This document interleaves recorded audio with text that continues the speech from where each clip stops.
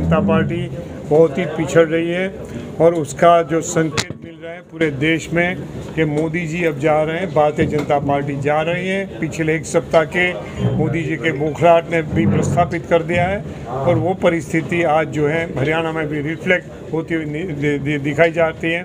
आज सुबह से मैं जब हरियाणा में प्रवेश किया है, कई पत्रकार, कई जो है वर्कर्स, कई किसान मिले और सबसे बात हो रही थी। इसमें से एक वरिष्ठ पत्रकार ने मुझे बताया था कि यहाँ हरियाणा में भी कांग्रेस पार्टी 10 सीटों पर आगे चल रही है।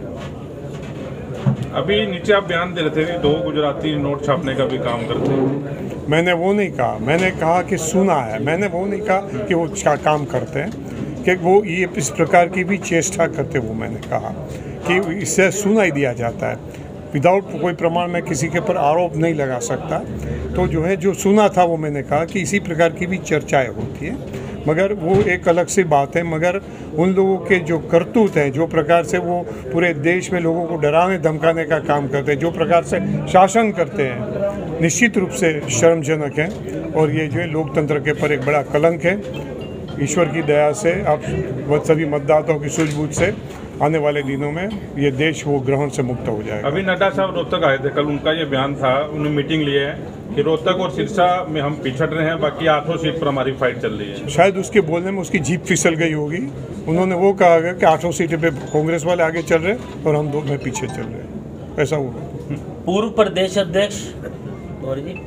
अध्यक्ष और पूर्व मंत्री ने एक बयान दिया है कि मैं हुड्डा के दिव्यांशु को छोड़ के बाकी सबके सारे 8 के 8 हराने का काम करूंगा और वो दूसरा उनके सारे कैंडिडेटों को हराने का काम करूंगा। पूर्व प्रदेश अध्यक्ष और मंत्री ने बयान दिया, पूर्व मंत्री ने पानीपत के दिव्यांशु उस समय मौके पर मौजूद थे। कौन थे?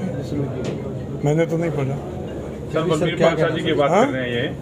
बलबीर पालशाह जी पूर्व मंत्री और पूर्व प्रदेश अध्यक्ष रहे, उन्होंने एक बयान दिया है। किसी के अखबारों के बयानों से मैं कोई प्रतिक्रिया नहीं दे सकता। वो हमारे सीनियर लीडर रहे हैं और ऐसे बातों में आगे पीछे के कुछ I don't think it is worth giving any credentials. Congress से झूठ नहीं नहीं, मैं जो है जो आप जो कह रहे हैं इसे मैं on face value I can not accept it. आरोप तो ये भी लगा है कि भैया मैं आपसे कह रहा हूँ कि जो है हम बलबीर शाह की चर्चा करना है या कांग्रेस पार्टी और चुनाव की चर्चा करना है। नैना चौटाला का विरोध हुआ तो उससे वो कैसे किस तरह से देखते हैं, कितना नुकसान मानते हैं? मैं नैना चौटाला का जो विरोध हुआ, सचमुच में उनके पर हमला हुआ है तो मैं उसकी निंदा करता हूँ और जो है उसके लिए खेद मैं जो है अनफॉर्चुनेट इंसिडेंट उसको मानता हूँ।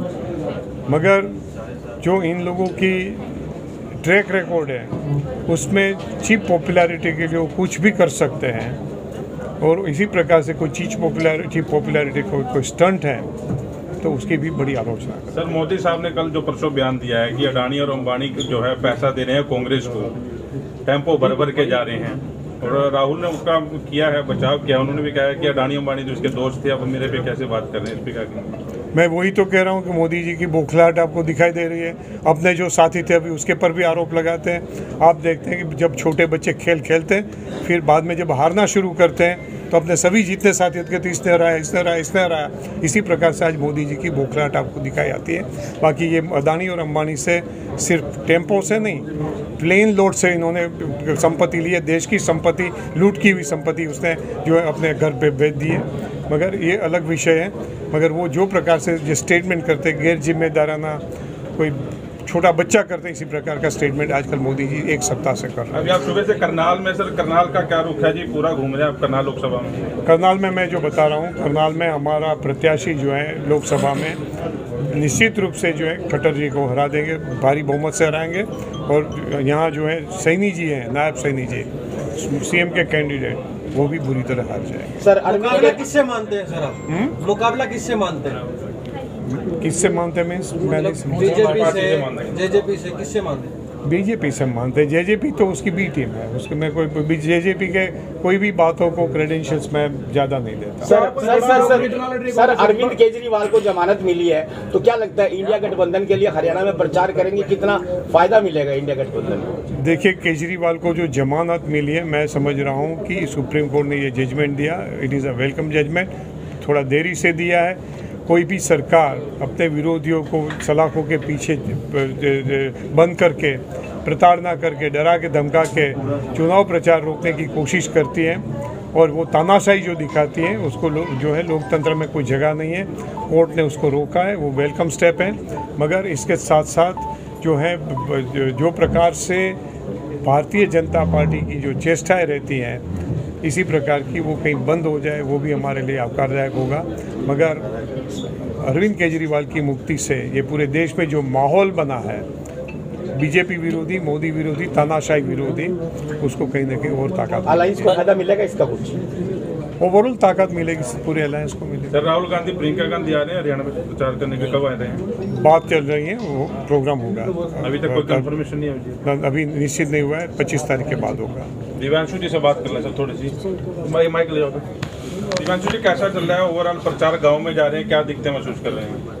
I'm sorry, मैं sleep on my time. Sir जा ही रहे हैं। मैं आपसे कहा 15 तारीख के बाद होगा, वो 15 तारीख के बाद निश्चित होगा। इनका दौरा की बात जो थी 15 तारीख के बाद। बावरिया जी, एक सवाल आपसे है, पिछले 3 दिन से चल रहा है कि हरियाणा में अल्पमत में आ गया सरकार, अल्पमत में चल रही है, उसके बारे में अभी तक कोई मतलब? उसमें जो मैंने कहीं दिल्ली में आपके सभी साथियों ने कई प्रश्न पूछे थे, मैंने कहा था कि इसको 1 मिनट भी सरकार में रहने का अधिकार नहीं है, नैतिक अधिकार नहीं है और जो है उनको अपना बहुमत दिखाना चाहिए।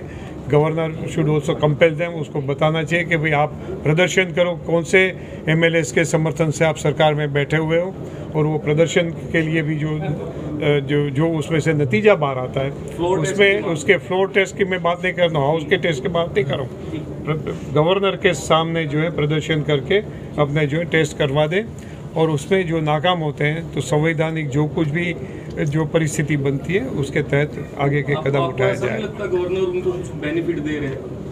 निश्चित रूप से दे रहे हैं, वो तो बीजेपी गवर्नमेंट हर जगह पे जो कहते हैं ना कुछ ना कुछ गलत तरीके से आरोप करते ही रहते हैं। मुख्यमंत्री नायब सैन ये सब ये कह रहे हैं कि अल्पमत में नहीं है सरकार, सुरक्षित है, कोई ये तो मैटर ही खत्म है, बिल्कुल कुछ ऐसा नहीं है। वो तो कहीं इसी प्रकार की बात करते हैं, वो तो कहते हैं हमने आपको 15 लाख रुपया दे दिया, आप मानोगे? आप मानोगे कि 15 लाख रुपया आपको दे दिया? जो पहले नारे लगाते थे ना 15 लाख सबको देंगे, कोई प्रकार का ये स्टेटमेंट है। झूठ बोलना उनके लिए उनके गुरु ने सिखाया, मोदी जी ने सिखाया कि झूठ बोलो, जोर जोर से बोलो और जोर से प्रचार करो। आरोप तो ये भी लग रहा है कि मनोहर लाल को जिताने के लिए ही दिव्यांशु जी को टिकट दिया गया है।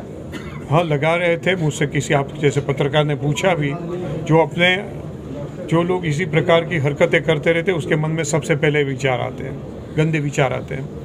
और जब भी इनको जो दिव्यांशु को दिया था, जो दिव्यांशु को पहचानते हैं, एक होनहार लड़का है, एक बड़ा आक्रामक लड़वैया है, तो सभी लोगों ने उसका समर्थन किया था। दिल्ली में भी पूरा हाईकमांड ने भी किया था और मैंने इनको लगातार 1 साल से काम करते हुए देखा था। तो आज जो है शुरू में जो कह रहे थे कि ये लड़त नहीं दे पाया था, आज आप ही के कोई पत्रकार साथी ने कहा कि वो सटा बाजार के 50 के आंक पर पहुँच गया। दिव्यांशु जी बताएं थोड़ा सा। एक सवाल और बाबर जी, छोटा सा सवाल है। हर जगह पे चर्चा चलती है कि बीजेपी का संगठन बहुत मजबूत है, रूट लेवल तक पहुंच चुके हैं, मगर कांग्रेस का संगठन कमजोर है। अब आप अध्यक्ष हैं पूरे हरियाणा में, तो संगठन की मजबूती के लिए क्या करें? मैं आपसे कहना चाहूँगा कि एक तो आपका ये एक नैरेटिव्स खड़ा करते हैं कि हमने पूरी सरकार पलट दी इसलिए हम जीत गए। एंटी इनकम्बेंसी से ये हरियाणा की सरकार के साथ किया हुआ सबसे बड़ा धोखा है, आंखों में धूल झोंकने का काम इन्होंने किया है। 9 साल तक जो सरकार ने प्रताड़ना की, प्रजा को जो है प्रजा का द्रोह किया, लूट की, भ्रष्टाचार चला, और आप एक दिन चुनाव आते आते, नज़दीक आते आते उसके साथ उसको हटा दो। जी, जो आपके पार्टनर थे, साथी थे, जिसके साथ मिलकर आपने लूट चलाए, उसको भी कह दो कि नहीं उसके साथ हमने अभी हमारा समझौता ख़त्म हो गया। तो प्रजा के आंख में धूप डालने का वो काम है, जो झोंकने का काम है।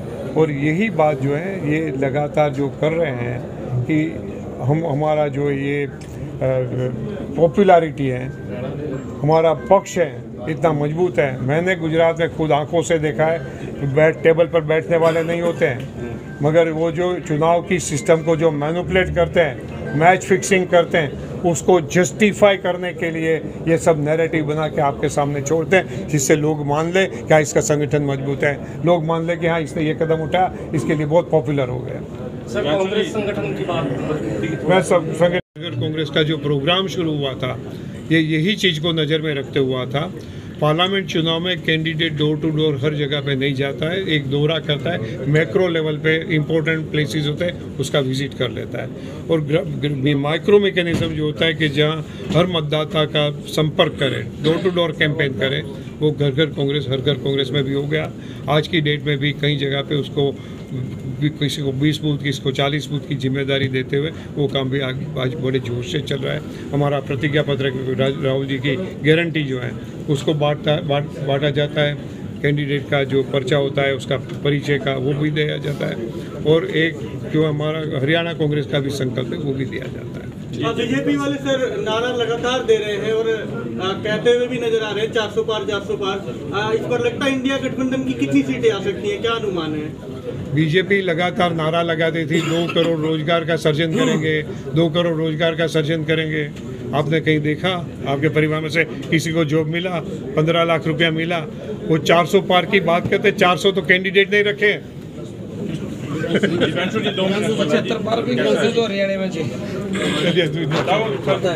गाँव में कैसा प्रचार है, शहर में कैसा चल रहा है? देखिए बिल्कुल, आज जो ये चुनाव जिस रफ्तार को पकड़ चुका है, क्योंकि जब से कांग्रेस पार्टी ने प्रत्याशियों का ऐलान किया है उसके बाद से चुनाव अब जिस गति को पकड़ चुका है, लोगों के बीच में जा रहे हैं, शहरों में जा रहे हैं, गरीब आदमी के पास जा रहे हैं, मिल रहे हैं। ऐसा प्रतीत होता है कि ये चुनाव अब कांग्रेस बनाम बीजेपी का नहीं रहा, ये चुनाव अब पानीपत और करनाल की जनता बनाम मनोहर लाल जी का ये चुनाव बन चुका है। जनता ने इस चुनाव को अपने हाथों में ले लिया है, और जनता इस बार 9.5 साल का बीजेपी का शासनकाल हरियाणा का और 10 साल का शासनकाल केंद्र का, उससे जनता निराश है, हताश है, और जनता इस बार इनको सबक सिखाने का काम करेगी। धन्यवाद। मैं अभी कुर्सी से उठा तो बड़े भाई ने कहा कि कुर्ता फट गया क्या पीछे से?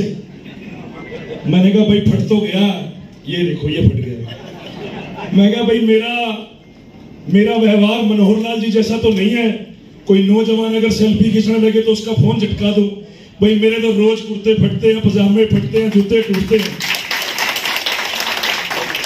लेकिन बात यह है कि जो प्यार, आशीर्वाद, समर्थन ऊपर वाले के आशीर्वाद से, आप बुजुर्गों के आशीर्वाद से, मेरे नेताओं के आशीर्वाद से जो ये प्यार आशीर्वाद मिल रहा है, इसके आगे हजार ऐसे कुर्ते कुर्बान हैं। हमारे बीच में हरियाणा प्रदेश कांग्रेस कमेटी के प्रभारी व कांग्रेस के स्टार प्रचारक, एआईसीसी के राष्ट्रीय महासचिव आदरणीय दीपक बाबरिया जी, पानीपत के और पूरे हरियाणा के कांग्रेस के कद्दावर नेता, पिता तुल्य आदरणीय श्री बुल्ले शाह जी, इस हरियाणा से हमारे विधायक आदरणीय बड़े भाई बलबीर सिंह वाल्मीकि जी, हमारे पूर्व में मंत्री रहे और जिनको आज ताजी जिम्मेवारी करनाल में अभी बाबरिया जी ने इस चुनाव के कोऑर्डिनेटर के तौर पे दी है, भीमसेन मेहता जी, हमारे पूर्व मंत्री रहे बिल्लू कादियान जी, हमारे पूर्व में यूथ कांग्रेस के अध्यक्ष रहे सचिन कुंडू जी, मंच पर विराजमान हमारे एआईसीसी के कोऑर्डिनेटर उमा शंकर पांडे जी, सम्मानित मंच, क्योंकि समय का बहुत अभाव है, एक सेकंड जो है वो बड़ा कीमती है, तो सम्मानित मंच, मेरे सामने बैठे समस्त बुजुर्ग, नौजवान साथी, मातृशक्ति, सबसे पहले तो आज के इस सफल आयोजन के लिए मैं, मेरा भाई विपुल शाह जो लगातार इसके लिए मेरे लिए कल रात को मेरे को तो बताते हुए खुशी हो रही है। सर मैं एक बात बताना चाहूंगा कि सर कल हमारे पानीपत के अंदर कार्यक्रम था, लेकिन इंद्र देवता की कृपा हुई कि बारिश बरसी झमाझम, लेकिन हमारे हौसले जो हैं वो चट्टानों जैसे हौसले हैं। भाई विपुल शाह जी के साथ भरी बारिश के अंदर हमारे आदरणीय बुल्ले शाह जी के साथ भरी बारिश के अंदर हम लोगों ने रोड शो भी निकाला, मोटरसाइकिलों पे गए और पूरे पानीपत के अंदर जो माहौल बदला, जो एक परिवर्तन का माहौल बदला, वो कल नजारा देखने लायक था। तो उसके लिए हमारे भाई जो लगातार मेहनत कर रहे हैं, भाई विपुल शाह जी, मेरे यूथ कांग्रेस के समस्त कार्यकर्ता और जो मंच का संचालन कर रहे थे, बिल्कुल आपकी बात ठीक है भाई। शुरू में तो चर्चा उल्टी सीधी चर्चाएं थी, कोई कुछ कह रहा था, कोई कुछ कह रहा था, लेकिन मैं एक बात आपके साथ साझी करना चाहता हूं। मैं एक रिटायर्ड क्लर्क का लड़का हूं। मेरे घर में आज तक किसी ने पार्षदी का भी चुनाव नहीं लड़ रखा। मेरे घर में आज तक किसी ने सरपंची का भी चुनाव नहीं लड़ रखा। मेरे अलावा 4 सदस्य हैं, चारों सरकारी एम्प्लॉई हैं। लेकिन पिछले 12 साल से छात्र राजनीति से जुड़ा, 2012 से जो कांग्रेस की छात्र इकाई एनएसयूआई उसके साथ जुड़ा और बतौर कार्यकर्ता काम किया। ये जो आज दरियां लगी हुई हैं, जिन कुर्सियों पर आप बैठे हैं, जो ये मेज लगा हुआ है, इसको लगाने में बहुत मेहनत लगती है। अपने हाथों से लगा रखी ये चीजें, अपने हाथों से कुर्सियां बिछा रखी हैं, अपने हाथों से ये झंडे लगा रखे हैं, अपने हाथों से रात को 2-2 बजे अपने हाथों से लेवी घोल के, हॉस्टल में रहते थे सर, हॉस्टल में पैसे नहीं होते थे उस समय, रात को लेवी खुद अपने हाथ से बनाकर दीवारों पे पार्टी के इश्तेहार अपने हाथ से लगा रखे। 12 साल से पार्टी के लिए, नौजवानों के लिए संघर्ष कर रहे हैं। क्या उम्मीद करेंगे? मुद्दे बहुत हैं, विषय बहुत हैं, लेकिन आज मैं चाहता हूं कि आप, क्योंकि हमारे बावरिया जी अपना बिजी शेड्यूल में से आज समय निकाल के हमारे बीच में पहुंचे हैं। नारों की बात हो रही थी सर, अंतिम बात कहकर अपनी वाणी को विराम दूंगा। मन तो है लंबा भाषण देने का, लेकिन समय बड़ा कीमती है। भाई साहब नारों की बात कर रहे थे, कीमती टाइम यही लगा लो ना। आप सम्मानित हैं, आपके बीच में तो हाजिरी लगाई आज। मैं तो आज आपके बीच में हाजिरी भी लगाने आया हूं और आपका आशीर्वाद भी लेने आया हूं, वोटों की अपील भी करने आया हूं। लेकिन मैं एक नारे की बात सुनी तो मेरे मन में बात आ गई, तो मैंने कहा एक हम भी नारा बता दें। मैं जी बाबूजी जब पंजाब यूनिवर्सिटी में प्रधान बना तो वहां एक नारा चला था, साइड में हो जाए तो बीच में आ रहे हो। और मेरे कुछ पंजाब यूनिवर्सिटी के साथी पुराने इस चुनाव के अंदर मेरी मदद करने आए हुए, तो उन्होंने एक नारा बनाया जी। वो नारा ऐसा बनाया कि वो मुझे लगता है कि सबकी जुबान पे वो नारा चढ़ जाएगा। वो नारे का जिक्र हो रहा था तो मेरे को बैठे बैठे याद आ गया कि पानीपत और करनाल में बजेगा ढोल और बाजा, खट्टर जी को हराएगा। तो ये नारा मेरे को ध्यान में आया तो मैंने जिक्र किया। मैं सभी सम्मानित बुजुर्गों से, नौजवान साथियों से, मातृशक्ति से बिल्कुल वोटों की अपील करता हूं कि आने वाली 25 तारीख को एक एक वोट कांग्रेस पार्टी के पक्ष में डलवाने का काम करें और कांग्रेस पार्टी का जो पंजे का निशान है उसके सामने वाला बटन दबाने का काम करें। और जो 9.5 साल का कुशासन रहा, जो 9.5 साल के दुख दर्द इस सरकार ने दिए हैं, बीजेपी ने तो एक बात कहना चाहूँ सभी को कि कभी भी कांग्रेस के निशान को पंजा न कहें, ये है पंजा, ये है हाथ का निशान, हाथ के निशान के सामने वाला बटन दबाकर हाथ के निशान, यही तो तजुर्बा है। युवा जोश के साथ इसी होश की जरूरत है, इसी आशीर्वाद की जरूरत है। तो मैं आपका धन्यवाद करता हूं कि आपने मेरी बात को सुधारा और आगे से पंजा ना कहकर हाथ के निशान के सामने वाला बटन दबाकर कांग्रेस पार्टी को यहां से विजयी बनाए। बहुत बहुत धन्यवाद। जय हिंद, जय कांग्रेस। बुल्ले शाह का हाथ आ चुका है, बुल्ले शाह का हाथ आ चुका है। मेरे पिता तुल्य है, बुल्ले शाह का हाथ आ गया। सुन ले, इलेक्शन में भी काम करना आपने हमारे साथ। बिल्कुल करेंगे, आपके बीच में रहेंगे। ईश्वर ने जितने श्वास दे रखे हैं मुझे नहीं पता। बेटे ब्राह्मण का वचन है, जीतेगा। आज आपने बात साधु जिसको आप विरोधी माना ना, वो तीसरे नंबर पे चला गया, दूसरा बन गया। भाई लोगों की आवाज, जनता की आवाज ईश्वर की आवाज होती है।